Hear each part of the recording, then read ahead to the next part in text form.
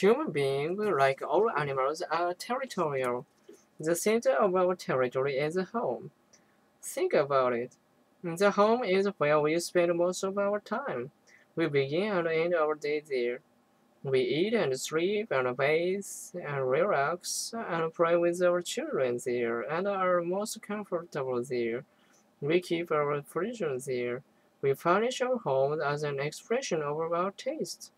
We say and generally believe that there is no place like home, and home is where the heart is.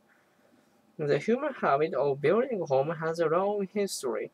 Anthropologists think home building began with very simple round huts, similar to the shelters still built in parts of Africa today.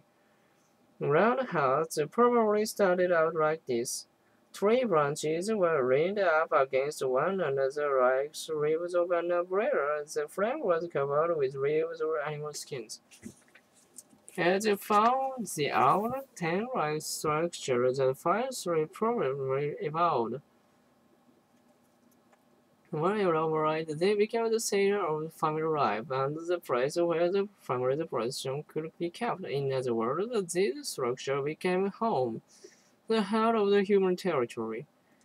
Round huts progressed from being temporary shelters made of wood and skins and leaves into stronger, more permanent structures built of stone. But even though stone structures were stronger, there was still a problem. The round shape made it difficult to combine it with other structures.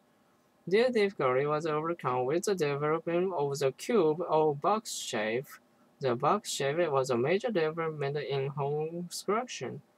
By making the side of the house rectangular and then covering the four walls with a roof, it was possible to place structures next to one another and to join with doorways. Thus, the room was invented.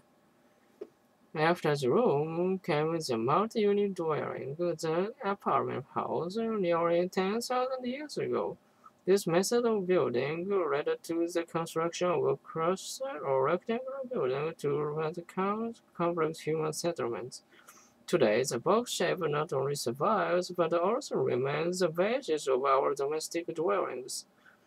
The house of today still contains some ancient features. Around the house, the perimeter symbols the boundary of the ancient home territory. Today, the boundary is often marked by a barrier like a fence, a wall, or a hedge.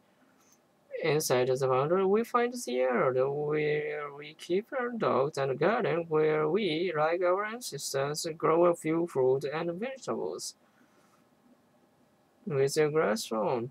Like our ancestors surrounded theirs with the pastures for their livestock. Today, humans are more sociable than in ancient time, and so we allow others to enter the home territory, especially the other boundary.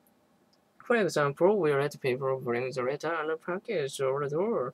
Sometimes we let ourselves enter the first private area, the hallway, which is inside the solid wall of the home itself. But beyond the hallway, there are more boundaries.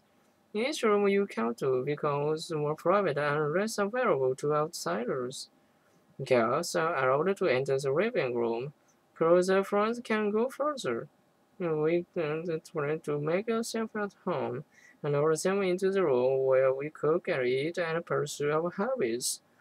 But up the stairs or down the hall, somewhere less accessible in our home. This is where we find the bedroom and the bathroom, the most private rooms of our home. These rooms are where we, the owners of the territory, feel most secure. This is where we retreat, like any animal to its den. Whenever we are not most vulnerable, for example, when we are sleeping, bathing, or when we are sick.